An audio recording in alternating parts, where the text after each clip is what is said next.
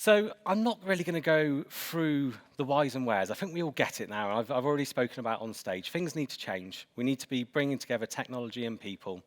It's no longer acceptable just to roll out applications and expect people to make the most of it. People need a little bit of help. They need pointing in the right direction. And what I'm seeing happening more often than not at the moment is actually users are doing lots of different things in their own ways, which is fantastic for users. We need to support that as IT professionals. But equally, we need set standards that allow us to be able to find documents, to be able to work cohesively together. I'm looking around the room now. We've got some fantastic faces here from companies that are already doing this, that will be joining me on stage: IOP Publishing, Milstead Langdon, Newif Housing, and there are others, Devon and Somerset Fire and others here today that are already doing this. It's not easy, right? This is about people. This is about emotion. This is about the way that people are working and more. And what we're going to be looking at today is some research that Microsoft have done on this subject. I'm looking there to see where my slides are, but they're over there. So we're looking at the Microsoft Work Trend Index. We've got a link to this at the end, or you can go and Google it to see it yourself. Highly recommend that people read this. If I could ask you to read it after our session, otherwise I'll be looking out there and I have a load of people that are reading through it. So this took in 31,000 people around the world to look at what trends were happening. And I think this has only happened since COVID. But it also looks at productivity signals inside Microsoft 365. So they can't see your personal details, but they can see trends that are going on inside the applications. So when Jen and I were reading this, we thought it would make up a really good session. So Jen, do you want to give people a little bit more background? Because I think we've bigged you up as our Chief People Officer, but you're an academic. You're someone, much like me, that doesn't switch off at night, but you nerd out about people stuff. So give a little people a bit about your background. I really love geeking out about people, so anybody who wants to stop me for a chat today, please do. I really enjoy reading a report, and I don't mind writing one as well. So lots of interesting things that I read. This report goes into huge amounts of depth on a whole number of subjects and covers ground that probably most HR practitioners will never cover in their whole career, especially when you really start to dig into it. So I was delighted to think about some of the HR principles that apply to some of this research that Microsoft have done. From an academic point of view, last year I finished an MBA and I'm currently working through a master's degree in business psychology. So I am very keen on that report writing and some really empirical data, some really scientific data, as opposed to just a general feeling about things. So I really like these conversations around the office at Computer World, right? I see a new product get announced. I go to Jen, have you seen this? Microsoft doing this? She goes, that's interesting. What the research says is, and this will be why they're doing it. So what we wanted to try and do today was bust some of these things apart, right? Not everything in the Microsoft report is maybe best served, or it might have a certain tangent, so we want to just maybe give a different flavor or a different opinion on that. We wanted to point you in the direction of some of the findings and some of the things that Microsoft are then doing to serve some of these trends that we're seeing. I think it's also important to say that we've got a podcast coming out in the next week or so that Jen and I recorded. So if you'd like to share this content with other people, the podcast will be available. Again, another plug, go and download the .365 podcast from your favorite podcast application. We've got people like Mark that join us on that podcast from time to time. And we're also doing a white paper. So Jen's putting some hard work and effort into our own white paper around these things as well. So the report concludes 5 separate areas, and we're going to dig into each of these areas. The first is that employees have a new worth it equation. The second, managers feel wedged between leadership and the employees. The third, leaders need to make the office work the commute, and we've got a great session after the break here where some of our fantastic customers will be joining us. We've then got the section about well-being, so all around flexible working doesn't have to mean always on, and there's a number of different thoughts to that. And then 5, probably the area of most excitement for Jen and I when we were talking about it, was around this concept of social capital, which will leave you thinking what that means to you, and we will dig into that a little bit more. So let's get started. Our biggest challenge, Jen, is the fact that we've got to bring it in on time. We started a little bit late, and I now have no idea what time I'm supposed to be finishing or anything, so I'll be looking at Anthony to hopefully guide us a little bit more with 10 minutes to go, etc., as we get there. So we're going to dig into what is Microsoft saying, what does the wider research say, what are Microsoft and others, including some of our customers, doing, and what is the action that you can take from this session today to start doing something about this in your business. So we're going to start with the first section. The first section is probably the biggest area, so we're going to spend a little bit more time on this than the others, which is about employees have a new worth it equation. So the report says, and I will summarize here, that during the COVID period, people have really stopped to think what is important to them. And people are now more likely to put their family and their personal life before what they do at work. It has always been assumed that people kind of in work are focused on getting that promotion, getting pay rises, but maybe that's not what is there anymore. So people are reevaluating what is important to them. We've seen the great reshuffle. I don't know, at Computer World, we've seen people come and go, and we've seen great people leave and go on their journey elsewhere. We've seen great people join us. But I don't know if all of you have seen the same. People are moving around at the moment. I think one thing is clear. We're not just going to go back to the way it was, whilst I think there are some leaders and some organisations that do just hope one day we go back to all being in the office and it all being a bit different. And employees are looking for a lot more than, as I say, that pay. So, Jen, what's our view? What have we seen happening? So we are really seeing some headline news about this stuff, and I think whilst HR practitioners have always cared about, hopefully, is it worth it to our people? The press have now got hold of this, and it's very current, and we're looking at the likes of Elon Musk making very open decisions in the general arena, and we're seeing what those mean to us. And I think it can make it frightening for us to think about what that means. So we're seeing big, harsh realities of people refusing to return to the workplace, and that makes us question, especially if we're an SME business, do we have the power to make things the way that we want them? And I think we think about that. So we know that people have always had a worth it equation. The old adage is that people vote with their feet. I think people vote with their mind now, and they leave and they go off and do other things, and with them they take a whole load of capital and knowledge. And whereas we used to see teams working together, business as usual has carried on, where people have had those networks and relationships, but it has become more tricky when you're trying to bring people on board into businesses, and they're not getting the same relational depth as they did before. But we know that this also opens up a whole new workforce to us. So we're seeing more women come back to the workforce, working mothers, disabled people, neurodiverse people, able to find ways to work in the hybrid world. And that's great when we're thinking about a workforce which is so reduced and so hypermobile. And we have to find other ways to get this talent back into our businesses. I think it's quite a challenge. I think there's been quite a lot of disruption, obviously led by COVID, but I think it's leading to wider changes now that people are being forced to have to do. And one of the things, Jen, that we've kind of reflected upon is that lack of, to use your words, that empirical evidence kind of thing. Everyone is having to be a trailblazer, aren't they? In HR, we always look to best fit. So we're looking at best practice. What does that mean to my organisation? How can I, you okay? Sorry, yeah. How can I make that work for me? But what we don't have is a lot of access to what the right thing to do is, nor do we have the metadata, which is where reports like this come in really handy with 31,000 respondents. And we look to the businesses that did this before. We look to the large companies. How did they make it work? What did they do? But they have access to so much more than SMEs do. And we were trying to work in an emergency, in a crisis, to make it work for our people and for our businesses. And I think this is one of the reasons that it's so important that we're approaching these things differently, that it is technology, maybe a little bit more willing to be trailblazers, willing to try things out, come together with people, HR, but also operational managers and others that maybe, as you say, they look for that empirical evidence, the safe way to do it more usually. But we don't have the luxury of doing that now, right? We've got to do things and try things and be willing to fail. Trying things is all about reflection and succeeding, hopefully, ultimately. But equally, there's going to be things that don't work on the way. Absolutely. And we see a generational shift which is coming towards us as well. So over the next 5 years, our generations will shift. We'll see 10% less baby boomers in the workforce and 10% more Gen Z. So we're really trying to appeal to a huge group of people, not just our new technically savvy people, but the whole workforce as well.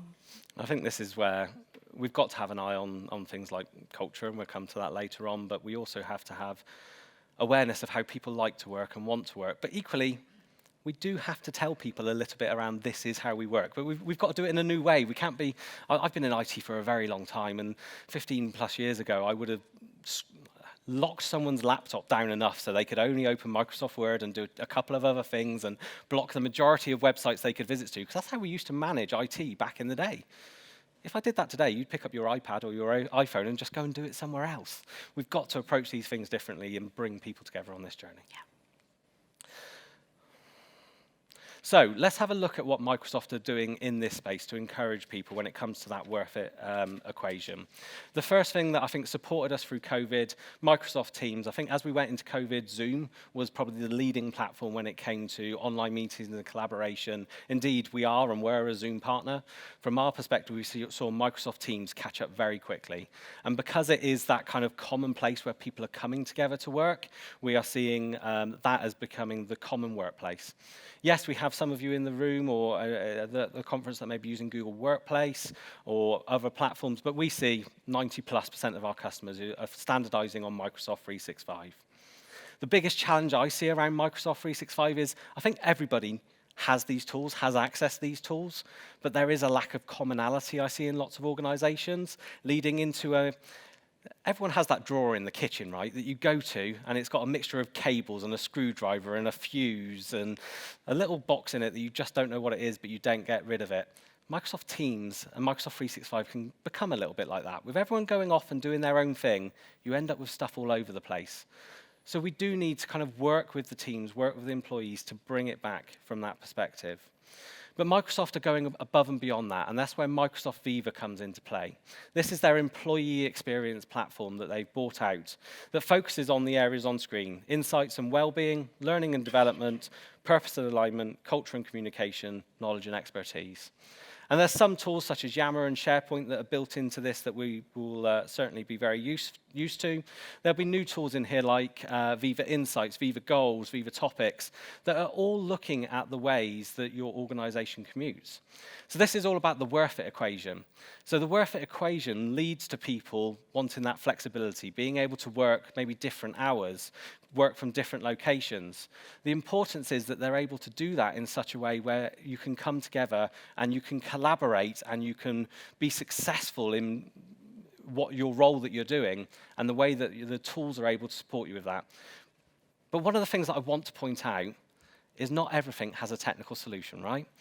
People certainly don't have a technical solution. I don't know if you want to expand on that, Jen, because I think we really have to be thoughtful. People have different needs, and one technology is not going to solve all of those needs. We have to really think about who wants what. And I think the technical solution can often feel a little bit intimidating to some of our older workers, perhaps, although I don't want to stereotype older workers as having a problem with technology.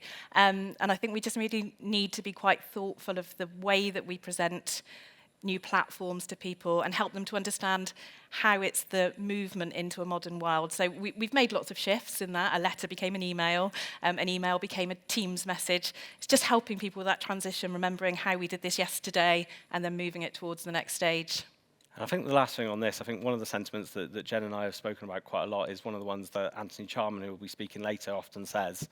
Don't forget, Microsoft 365 is just a bunch of tools. You wouldn't go to your garage or shed, pour all your tools out over the floor and go, got a hammer there, where's some nails that I could go and bang into whatever you're banging it into? Where's some screws that I could go and screw? They are tools that you're able to utilize. You start by going, actually, what do I need to do? What should I be trying to achieve? And then you go to your toolbox and find the right tool for it. I think a lot of the time, we start by looking at a tool and then figure out how our organization could utilize it. And that's the wrong way to be approaching these kind of projects. So what action can you take today? Do you want to talk about personas? Yeah, I think it's really helpful when you're thinking about your people. It's really tricky when you start to look at a whole workforce with so many different needs. So what I would suggest to you is it becomes a little bit simpler, a little bit easier to tell a story. So if you think to yourself, this is a person, you can give them a name. This person's called Jane. This is the kind of job that Jane does. This is the kind of challenges that she might have. It starts to become easier to think about what the solutions are. There's something in your brain that makes telling a story easier to solve. And I think thinking about a broad workforce is just a bit tricky when there's so much to do in there. I think that simplification is important. And I think the next one is really important. I think engaging with your colleagues. I said it on the other stage. For the technical professionals, have we walked a day in somebody else's shoes? Do we actually know what they're experiencing and what they're going through? And the same to the people inside this room. If you're a people officer, if you're an operational manager, if you're in IT, consider actually how can you really know? And one of the things I used to work in retail, and quite often we would have the secret shopper kind of experience. And I'd love to do this for some of our customers. I'd love to join as a new employee and feel actually how that looks like, how it works, especially in this hybrid world. I'd like to log some support tickets and see actually what's the customer experience that I get when I log a support ticket. We shouldn't be getting, have you tried turning it off and on again? Computer says no anymore. We're moving past that. It's all about that experience. And then the final one, which I think we're coming to a little bit more, ensure you have the right tools to make the hybrid world work. When we come to something like this, we say about being suited and booted, making sure that we look smart and presentable, should have shined my shoes. When we're working from home, or when we're in a hybrid meeting in the office, if you look like a Bond villain because you've got the shadow and you can barely be heard, is that really suited and booted? Are you getting over your best experience to who's on the other side? So let's pick up the pace a little bit now. We've got over the first one. Managers feel wedged between the leadership and employee expectations. Maybe to a smaller business, this could be the business feels wedged between what they need to be doing and what the employees want to be doing. And the research kind of says 50% of the leadership want to start getting people back in the office because COVID's gone now, says someone that got over it a couple of weeks ago.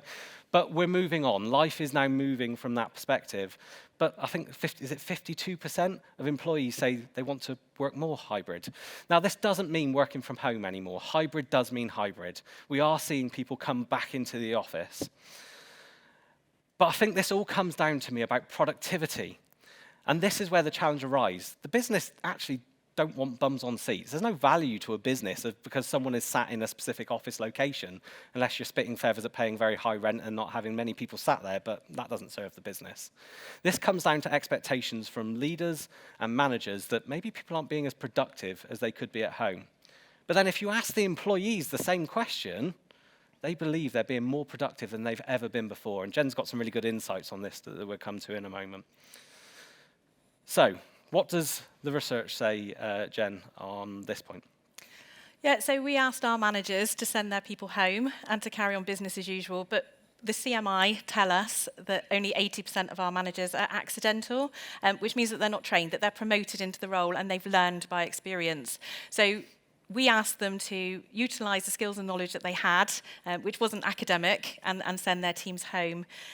And the bit that I'm really interested in this is the power dynamic. Now, power is not something we tend to talk about a lot in business. It feels a bit like a dirty word. But the reality is that both sides of the business hold power, the employees and the leadership of the business. And I think that power dynamic has really shifted lately. And it's so prevalent in the press when we talk about, we see the hypermobility of people. People can make their own choices, and there's a real consciousness around that as well.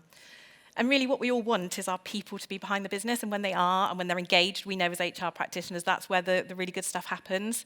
Teams that are engaged, teams that are working towards a shared goal, get the job done, and they do it in a really happy way.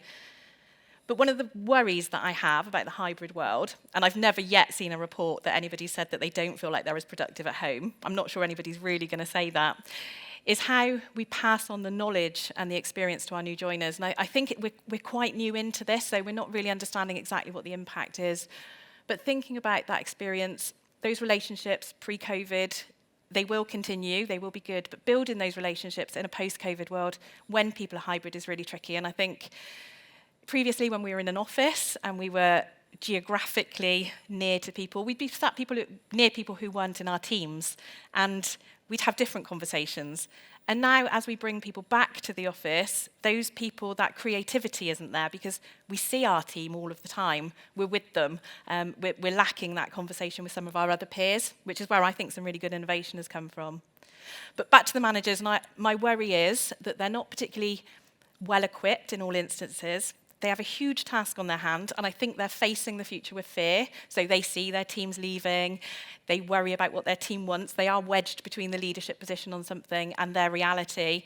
And I just don't know that they have the time. I think managing people in a remote world, in a hybrid world, just is much more intentional. And it's not the same as just having your team in your eye line. Really has to be thought about.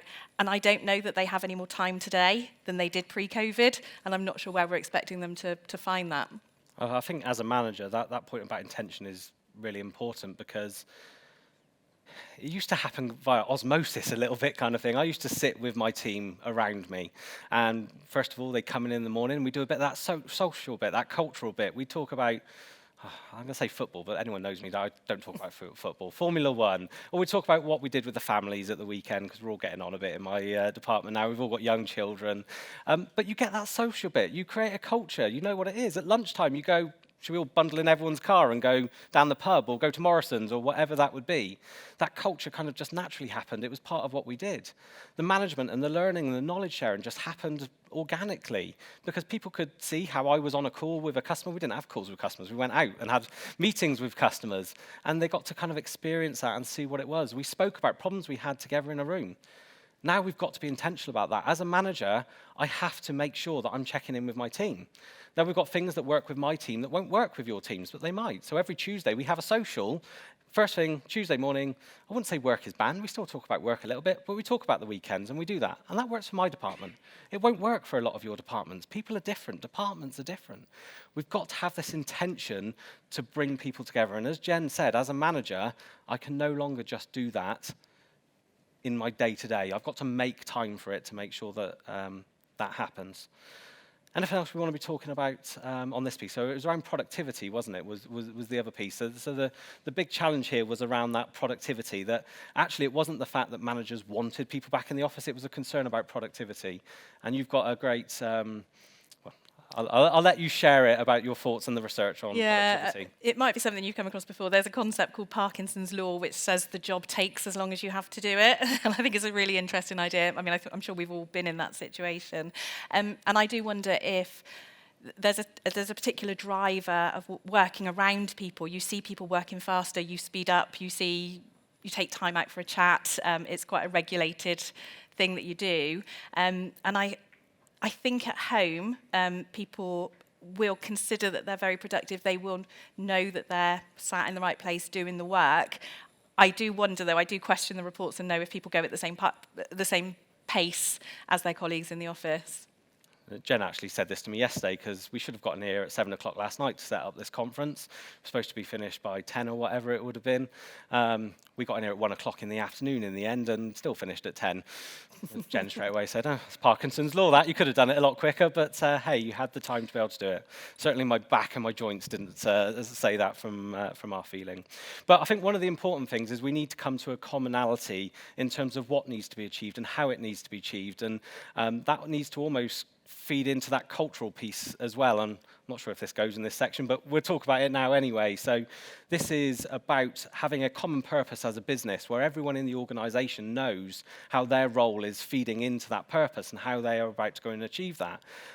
That allows you a way to be able to understand what people are doing and how it's happening. So this is OKRs, and I'm going to pass over to you, Jen. We changed what the acronym is, but we'll... I don't know how buzzwordy this is at the moment, but I think it's definitely one that's going to stick. Can I just see a quick show of hands? Who does OKRs in their organisations?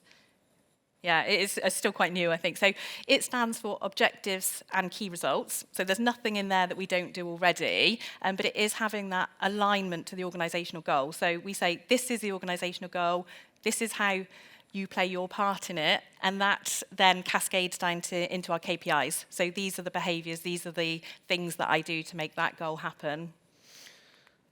So let's have a look at what are Microsoft doing around this. And the first thing is around those OKRs. So I mentioned Microsoft Viva earlier.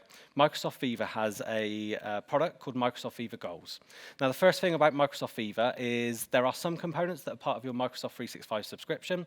There are other components like Microsoft Viva Goals that are an additional subscription that you will need to purchase. But we can help you identify the best way of doing that. This uses that OKR approach to allow your organization to set the goals, the objectives at the organizational level, but importantly, it then flows down the business. So everybody, even to, and where this is going is Microsoft Project and Planner will be able to connect into Microsoft Viva Goals. So you get assigned a task, and you will go, let's say you're a web developer. Can you update the script for this bit of the website to do X, Y, and Z? Let's say you're a people officer. We want to do this with the onboarding process. You will not only be able to see the task that's been allocated to you, but ultimately how that fills up to the company goals to allow you to go and do that. And equally, you can see top down. So in a board meeting, you could have a look. We're trying to deliver the best user experience on this website, and we're going to outshine our competition by getting this score. So that's the organizational objective that has been set. You can see how far you're on that objective by all the tasks rolling up to an overall percentage that is coming into that. This is quite a new tool. It's something that you will need to get your head around. It's not something that can be implemented overnight, but lots of these projects aren't just a quick, simple, let's get some people together for 20 minutes, train them up, and off it goes. This is a real commitment as a business to do things differently in recognition to the way we're working is now different, so we need to be serving it in a different way. So this is one of the examples here where you can see the overarching goal and then how it breaks down. So this is at the company level. We then have product marketing underneath where it's being broken down to. We can see the status of each of the tasks and who they're allocated and when they'll be completed, all the way from the organization down to the people. So what action can you take? So first of all, you can take the first point there, Jan. Yeah, so let your people know what your strategy is. I know that sounds really obvious, but if you test your people as to what your strategy is, do they really know the answer? And I'm a great believer in tell people something 10 times and expect it to be heard. 4 times maybe, 6 times probably, 10 times you really know they've got it. And use every tool available to you. So if you use Yammer or Viva or email, use them all. People have different learning styles. If you capture every learning style, then they should have a reasonable idea of what the company goal is and therefore feel compelled to work towards it themselves. I think that's really important. It's something we're trying to do at Computer World. I don't know that we've got all this wrapped up, and we're not here to say, look, we've got this wrapped up. We're trying as much as everyone else is. But certainly, we've been looking at our strategy, our purpose, our focus, how we communicate that. And Jen and I have been recently doing sort of team one-to-ones and things like that, and it's interesting to hear back what people have heard. So we can then go, actually, do we need to tweak the way we're communicating this or look at it a different way? I think the element here, and it doesn't have to be Microsoft Viva Goals. I'm not here to sell you a load of Microsoft tools. It's about the ways that you could achieve this. But if you're not going to use Viva Goals, how are you going to have a common platform to look at what your company goals are and how you're achieving it? It could be an Excel spreadsheet. Mark Milstead. There are ways that we can do this that doesn't have to be the tools we're talking about. What is important is that there is a common set of tools that are utilized, that anybody at any time knows where to go to find out what they should be doing, when is it needed by, and ultimately, so everyone in the business knows how it's feeding into the overall purpose of the business. People want to feel that connection. I'll let you take the last two then, Jen, if that's right. Yeah, I think the culture one is really important. I mean, hopefully it's on everybody's mind as to what your culture feels like. And I think we used to do culture the way things are done around here, the way it feels to be a part of things. A lot of that used to come from seeing the way that other people behave, which was much easier in a physical world. So I behave like this person who's already in the business, and I learned that when I'm new. And those same markers don't really apply anymore. So our offices contained loads of artifacts of this is the way it's done around here. The things that we see with our eyes gives us a sense of what the company's about. So I think being very intentional with your culture, understanding how you want people to feel about it and knowing what that looks like will help to create the world that you want to live in for tomorrow. I think authenticity is something we're coming to a little bit later, maybe around the well-being side of things. But when we're not together all the time, we've got to show our real selves in some other way. And I think with some of the tools that we're utilizing, certainly things like chat, email communication, you can lose a little bit of that. What is beneath it? What are you really trying to say here? And we'll talk about it later, but we've all probably had the dreaded ... in Teams when you've sent something really important to someone and the ... keeps on appearing, but they never actually say it. So then you start getting in your mind and going, oh God, what are they trying to say to me on the way back? But we'll expand on that a little bit more.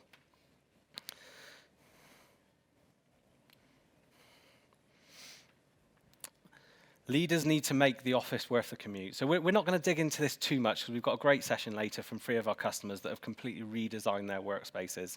But let's dig into it a little bit more. So we need to be intentional about the way that our offices are serving organizations. Many of our customers have changed their office spaces or even their physical locations during the COVID period to make an environment that serves the organization and the people better. You've got to design the office, the workspace, And I think the workspace is the important thing. The office is one part of the workspace today that has many different areas, uses. So it's not about bringing everyone together to have great laugh and an environment and a culture. Some people actually might want to come to the office because they need to escape their home life. It's a bit noisy at home, and where they live isn't particularly quiet, and they want to come in to find somewhere quiet to work. Other people might want to come in and collaborate with a team and need somewhere they can come together with their team. Some other people just might like to be in the office because, hey, I'm a people person. I just love the buzz of being around in an office. That's not me. I do love people, but I equally do enjoy working alone myself. We've also got to give people a reason to come in. I think it's very easy for us all to sit at home, and if we have the choice to go into the office, to never go into the office, because, hey, that's a 40-minute commute. I miss my daughter waking up and going to school. I'm just going to stay at home. But there are benefits to bringing people together. And I think one of the saddest statistics in this report for me, and something that I think everybody in this room can take some responsibility for sorting out, is 43% of remote workers say they do not feel included in meetings. That's awful. I would hate to attend one meeting where somebody in that meeting didn't feel like they were included. That makes me feel quite sad and like I've missed out an opportunity to do that. And I think there's a number of reasons why that can happen. The first thing I'd encourage people to do is turn their cameras on, because it's easier to engage. But equally, not everyone wants to turn their cameras on, and we've got to be able to accept that. And that's my responsibility if I'm chairing a meeting, to include those that don't want to turn their cameras on. And we'll come to some bits that maybe Microsoft are doing on that in a moment. But Jen, what does the research say? Yeah, so the interesting thing about the research is the way that our brains are wired. We're far more likely to fear what we're losing, bedtimes, school runs, than what we're going to gain. So we're less likely to think about what does it mean for me, what's great about going back to the office. We're more likely to fear what we're losing. And I think we're probably all inclined to choose the thing that feels best for us. And I think as we move into this hybrid world, and people are so mobile, people are making those decisions based on what's needed from them. And I don't think a good hybrid strategy is necessarily going to keep your people, but I suspect a bad hybrid strategy is going to lose them for you, when that's just so easy in the marketplaces right now, and we've got very diminished workforces. I have a personal interest in innovation. I find it a really great subject, and I've got some stats for you, if you don't mind. Since 2007, the UK government has invested £2.5 billion in UK innovation, and it's returned 70,000 additional jobs and 18 billion of value to the economy. So I think we can all take from that innovation is really important. And some of you will work in very innovative businesses, and I'm really concerned about the creativity that's lost just from not having those momentary conversations, just finishing a meeting, walking down the corridor and talking about what you discussed in that meeting. I think when we leave the Teams call, you have all of those thoughts in your head, and that's where they live and that's where they remain. And all of that said, I have absolutely no interest in returning to the bad old days of presenteeism. I mean, because I think we're all glad to get away from that. I think the thought of sitting next to somebody who feels like they need to be in the office, even though they've got a stinking cold or something, those days are gone. And we want people to use the office in a really purposeful way. But we have to get that same energy going. So we closed the doors and we sent people home. There was a huge amount of energy behind that. The most powerful coalitions as part of a change programme, we know that's important. Do we have the same energy to bring people back to the office? Are the managers on board? Are the leadership on board? Are the people on board?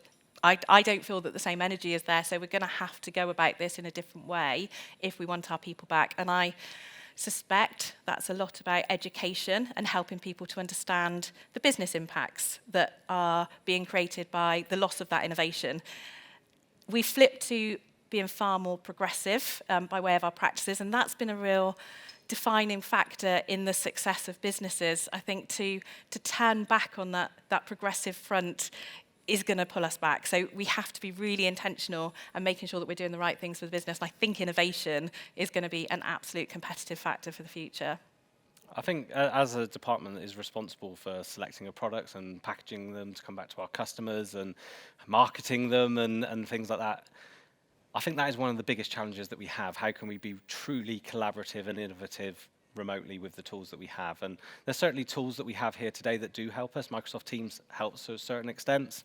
Highly recommend going to see the Neat stand. The Neat board is something that I've found really, really helpful, that allows you to have meetings with people at home and in the office, but really get a whiteboard going and get some interactivity. Microsoft are doing some fantastic things, and we've got Michelle Bowman later that will be talking about some of the things coming from Microsoft. I think there's some interesting statistics about the metaverse, and I really expected, when I started talking about the metaverse to Jen, I expected her to go, oh no, but actually you were quite open to it as a way that could bring people together later.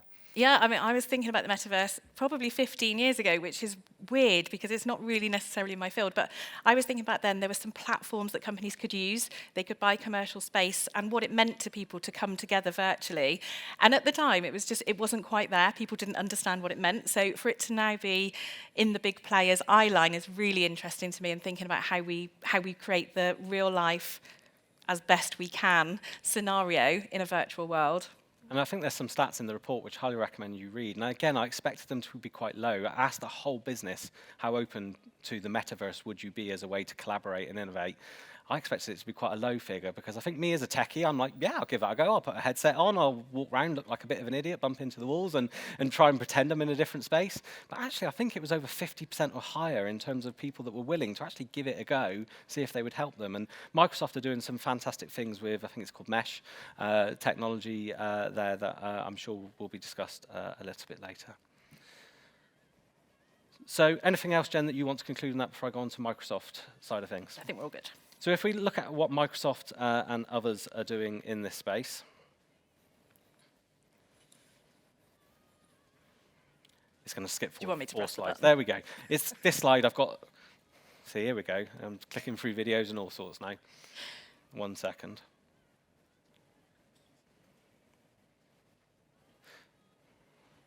Whilst Jen tries to go back one slide. Can I help? Yeah. I want to start with our customers, because I see our customers, and I've mentioned some of these earlier, really taking the lead when it comes to how they're looking at their office spaces and they're innovating. And we're going to hear some conversation about how these projects have gone with our customers, from Milstead Langdon, from IOP Publishing, and from Newif Housing, but also others.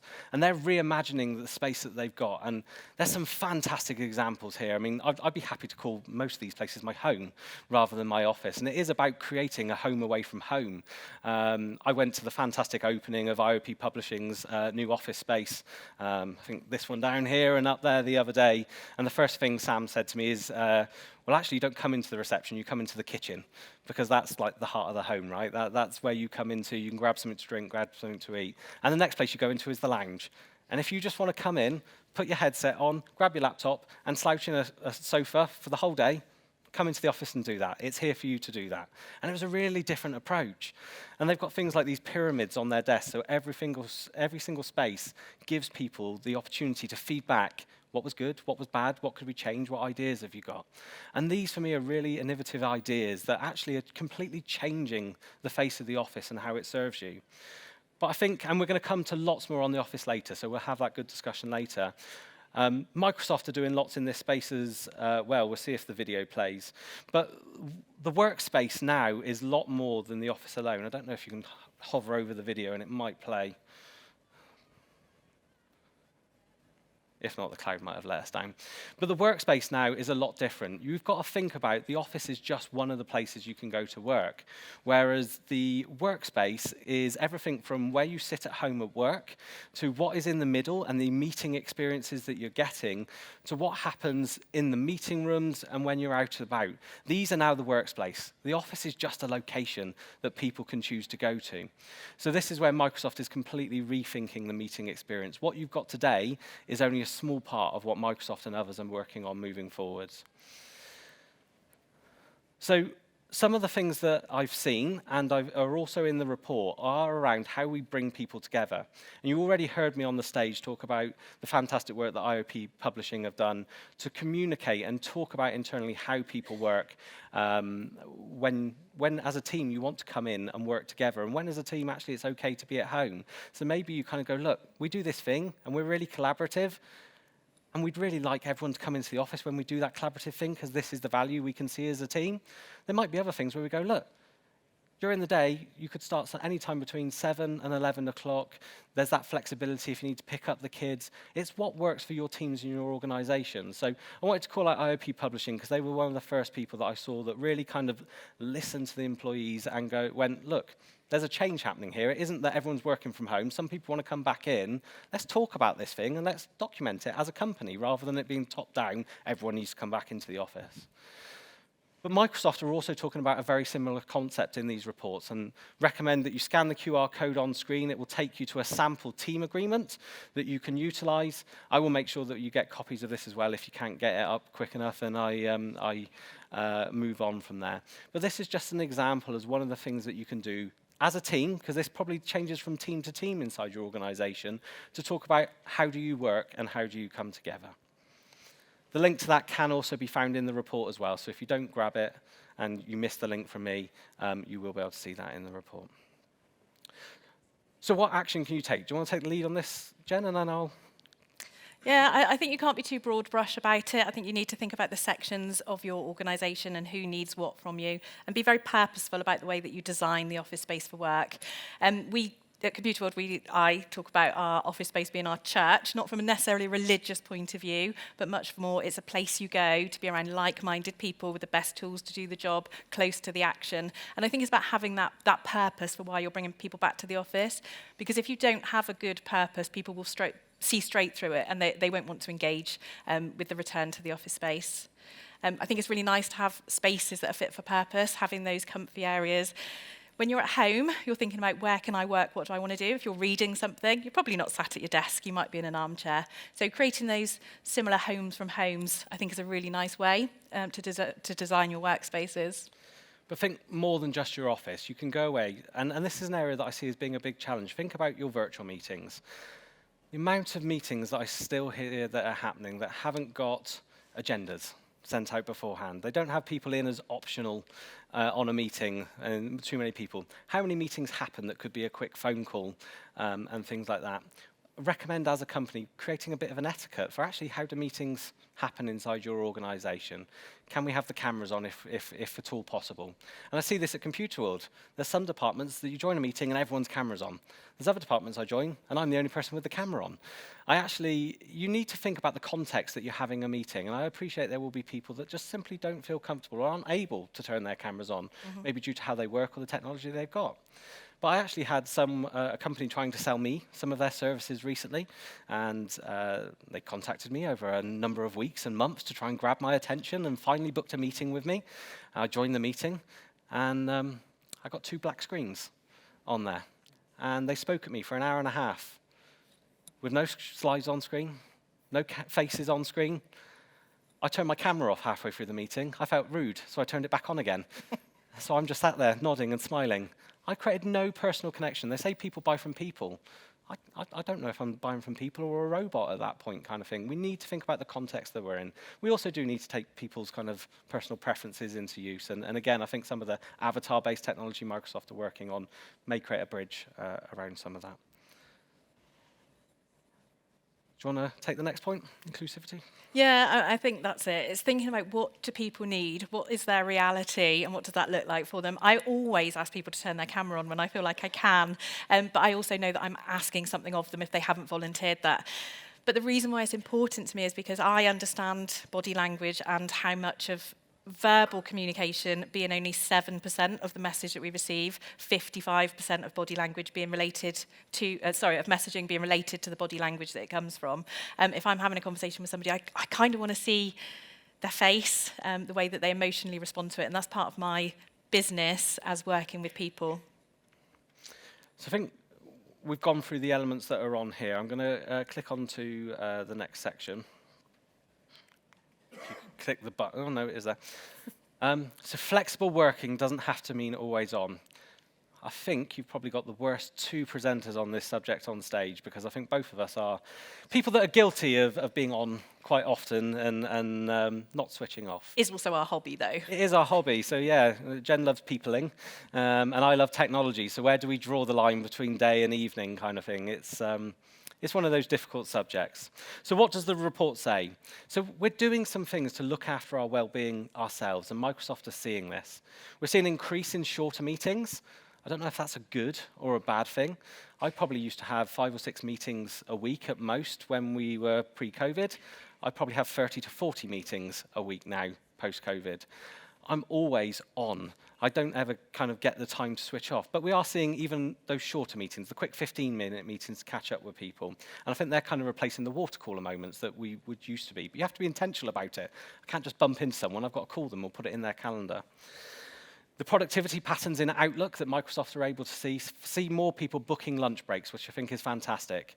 And as one of the things that those that work at Computer World would have seen in my calendar, and it says something like, please be considerate, I need a lunch break.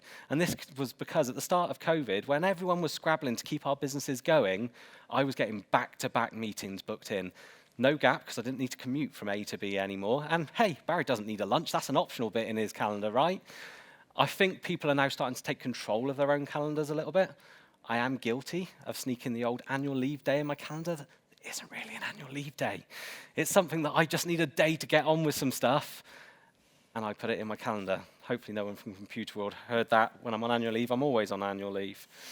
But we're being connected with a lot more all over the place. So I think those are the main points inside of the report there. It's actually all about being always on. We need to consider this differently. We need to be thinking about it differently. So what does the research say, Jen? Yeah, one of my greatest concerns around technology and the usage is how we interact with it, and is it our master or is it our slave? And I think it's about making sure that that balance is the right way around. Research says millennials and Gen Z are the loneliest generations, and I think that's been caused by an over-reliance on social networks that are virtual and not real-life relationships that are perhaps a bit historic. If you're old like me, you might remember how worried we are about what are we going to do with the millennials entering the workforce. And I think we're still in that place, and now we have new worries, and probably in 5 years' time there'll be a new generational title that we'll have to think about. But really thinking about what do different people need. And also there's a piece in here for me around people's social identity. So perhaps it was important to me to have a parking space outside the office or a pine-clad office with a leather sofa in it. What did that do to my social identity when that was taken away from me? Do I still feel as important as I did yesterday? There's a huge amount in here to cover and to think about. I've talked to you about body language, the communications within that as well. So thinking about how are we affected by that? What are we asking of people when we do ask them to turn their cameras on?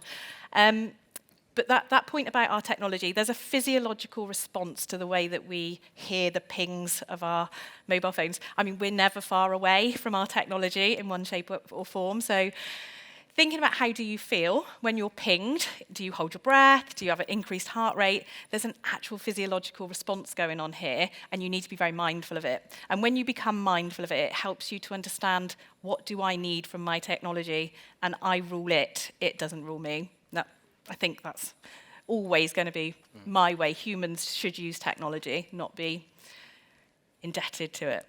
I've always said, and people that have been to this conference before, I've got this lifelong thing that I set out to achieve, purpose that I set out to achieve, and that's to make technology transparent.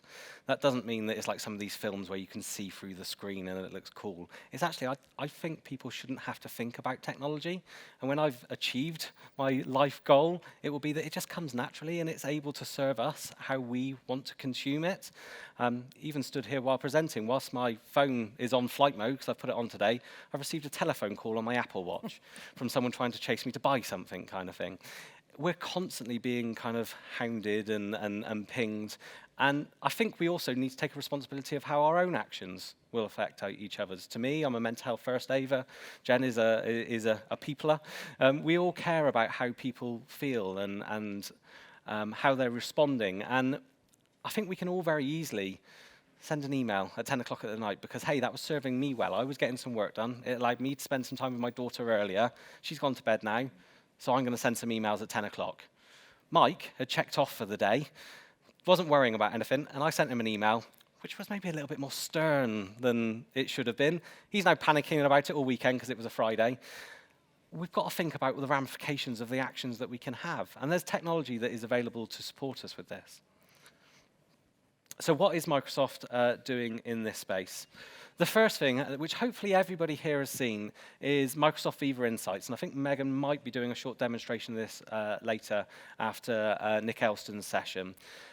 This can serve you in multiple different ways. One of the things that Jen and I reflected on was that actually we miss the commute. Now that sounds a little bit weird, because who missed getting stuck in traffic for 30 minutes, an hour? If you live in Bristol, 2 hours to drive 15 minutes down the road. But actually, that allowed me to digest what had happened at work, process that in my head, and then get home and be a dad and be a husband and get on with the day life. Microsoft Insights aims to do some of that, and it won't work for everyone. But actually, are we telling our teams about this? Are we telling our colleagues about it? It allows you to do a virtual commute. It runs through the tasks that you've got set and go, where are you with these? Are you able to kind of switch them off? It allows you to do a bit of journaling, reflect on how you're feeling, which is something that I've done before. And I've gone, actually, I'm having quite a lot of days at the moment. What do I need to get this a bit more happy? Who do I need to speak to? What do I need to do? It allows you, if you're so inclined, and I do love it, to do some headspace meditation. If you've had a really busy day, you don't have to be someone that's into meditation and these kind of things. It's actually just some really soothing words or music that you can listen to for 10, 15 minutes just to get you out of the headspace that you're in and into a different headspace. This is available in most Microsoft 365 subscriptions with advantages if you go to the more advanced versions. So what actions can you take? Think about the technology and how you utilize it. Both Outlook and now Microsoft Teams have delayed send available. So in Microsoft Teams, right-click the send button, and you can say send later. That hasn't been available. It's just being made available now. We've been able to do that in Outlook for quite some time. Think about how we're communicating, how we're wording things. Be aware that people will be concerned when they see the ... and then it disappears, and the ... and it comes back. Why is this person not talking to me? Whilst you might send a quick chat message, think about your tone of voice. If you're going to send something that could come across or be construed the wrong way, and then you're not available to talk to them for the next 2 hours or 2 days, actually, is that the best way to communicate these things? And then be intentional. Avoid burnout. We've got to all take responsibility not only for our own mental well-being, but those around us. I think one of the things that we reflected on, Jen, is actually having the confidence to just kind of go, how are you feeling? Yeah. But equally, having the confidence to say, not that great at the moment.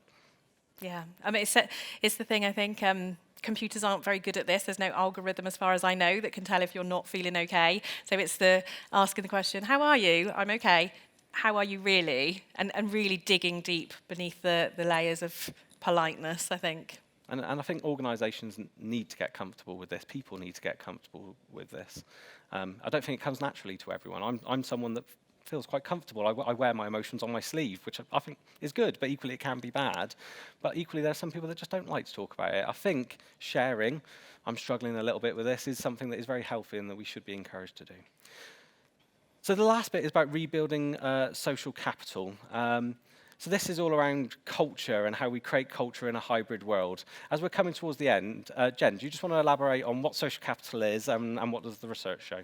Yeah, social capital, really interesting, actually. It comes from a very, very historic view of the world. But this is the value of the networks that we have. And you will have networks personally, and you'll have networks at work, and it's the value attributable to those. And it can be financial value, it can be tangible, but it can also be intangible. So if you think about, you know who to go to get a thing done, and you might have some goodwill in there as well. So you can say, hey, any chance you can do this for me really quickly? If somebody came new to your business, they might not know who that go-to person is, they might not have the goodwill, and the opportunity's lost. So one of my concerns in a workforce of hypermobility is how much are we losing by way of social capital when somebody leaves our business. And also on the flip side, I think individuals aren't necessarily aware of the value of their own social capital. And they might see that the grass is greener and they might leave a business, but then actually their onboarding experience into another company is a real challenge because they don't have that social capital that they built up elsewhere. And I think that's where nobody wins in that instance. So it's the value of those relationships and the benefit that it brings, tangible and intangible. And I think that the real difficulty is in this hybrid world is we've got to be intentional about creating that social capital, about that culture. I think previously it was the fact that you had a free fridge with cans of, I'm going to say pop, that sounds really old, but cans of Coke in it, that you have muffins being delivered on one day. We could do things that helped encourage people to come together. I think in the hybrid world, we've got to bring people together, don't we? Yeah, we absolutely do. There's a concept, I think it's called Dunbar's number, and it says that human beings are kind of constrained to about 150 relationships. So I can assure you that those 150 constraint is not being used in your organisation. So really creating those meaningful networks within your business, if people have only got the capacity for 20, making sure it's the right 20 people who are talking to each other in those networks. And there's obviously some tools that the likes of Microsoft can use to help us. Microsoft Viva, as we've mentioned, is one of those. But we've got the Viva Engage platform. So this includes SharePoint and Yammer and those kind of tools as well. But I've been asked quite often, can you help us roll out Yammer into our organization? Because we really want to bring people together. We've got to create a culture because people aren't coming to the office. So we want a cycling group, and we want a yachting group, and we want a who trades sneakers group, and can we have a for sale group? The problem is with these tools, again, they're just tools. And I like to think of something like Yammer as rooms. So prior to COVID, prior to any form of technology, you might have gone, right, I need to bring some people together. So we're going to do a networking event. To do a networking event, you wouldn't have just hired a room like this and let people to come in and try and do it themselves. You'd put a bit of a presentation on. You try and encourage people to get together. Yammer is exactly the same. It is a room. It is an empty room. If nobody is in the room, if it looks like nothing's going on in the room, it's not going to help you create conversation and create culture. You need to involve people, communications officers, peoplers, to be able to help encourage a conversation. What is the communication strategy that is going to go to encourage that level of communication?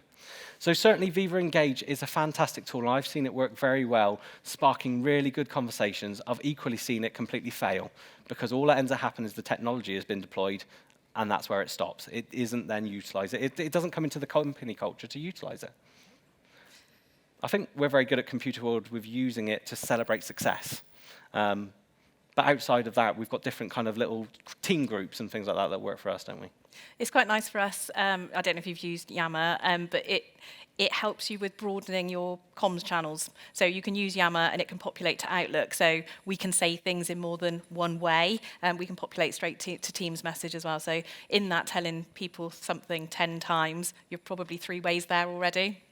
And there's a new tool there called Viva Amplify that's coming out next year that is designed to create those communication strategies. So you can go, look, this is what the communication plan looks like. It's going to go out onto Yammer, it's going to go out onto Teams, it's going to have these emails. And you can almost plan what feels like a marketing strategy, but it's a communication strategy inside your business.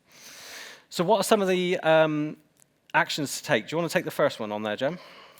Yeah, I think this is being very intentional about your culture, just making sure that you're thinking about what people had from the things that they could see, the things that they could feel pre-COVID, and making sure that we're replicating them in a way that is suiting us in a virtual world.